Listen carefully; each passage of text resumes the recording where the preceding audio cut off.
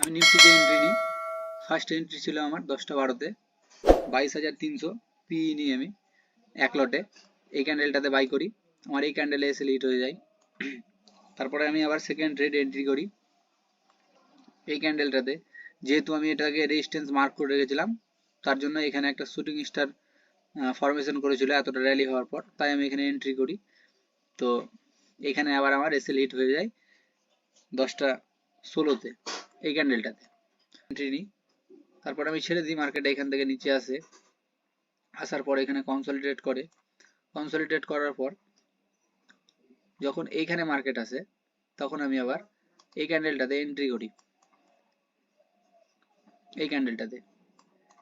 তো এই ক্যান্ডেলটাতে আমার এন্ট্রি ছিল মানে টোটালি ভুল। কারণটা বলি, কারণটা হচ্ছে এখানে কোন লজিকে এন্ট্রি হয় যে এখানে পুট সাইডে এন্ট্রি কোন লজিকে হয়? কোনো লজিকেই হয় না। তো আমি এখানে এন্ট্রি কেন নিয়েছিলাম? আমার আগে দুটো ট্রেডে মোটামুটি 460 টাকা মতো লস ছিল। ফার্স্ট ট্রেড আমি নিয়েছিলাম এক লটে, তারপরেরটা আমি নিয়েছিলাম 2 লটে।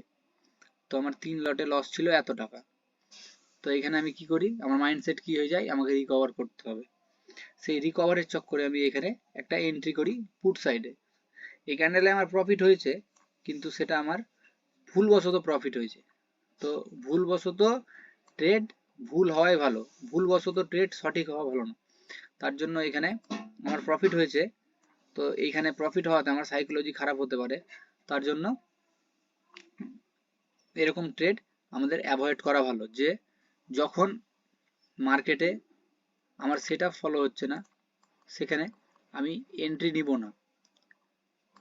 আমার লস রিকভার করার জন্য আমি যদি এন্ট্রি নিতে যাই, তো সেইখানে আজকে হয়তো ট্রেডে লস হয়েছে, কালকে সেই সেটআপে প্রফিট হতে পারে, কিন্তু যখন আমার সেটআপ ফলোই করছে না মার্কেট, তখন আমি যদি এন্ট্রি নিই, তাহলে এরকম করতে করতে সাইকোলজি খারাপ হয়ে যেতে পারে। তো এইভাবে আমাদেরকে ট্রেড না করাই উচিত।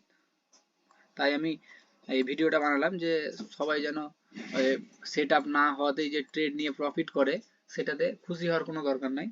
সেটাতে আফসোস করারই দরকার যে আমার ট্রেডটা ভুল ছিল, সেখানে লস হলেও আমার ভুল, আর যদি প্রফিট হয় সেটাও আমার ভুল। তো ভিডিওটা ভালো লাগলে চ্যানেলের সাথে থাকবেন, আমাদের লাইক সাবস্ক্রাইব করে।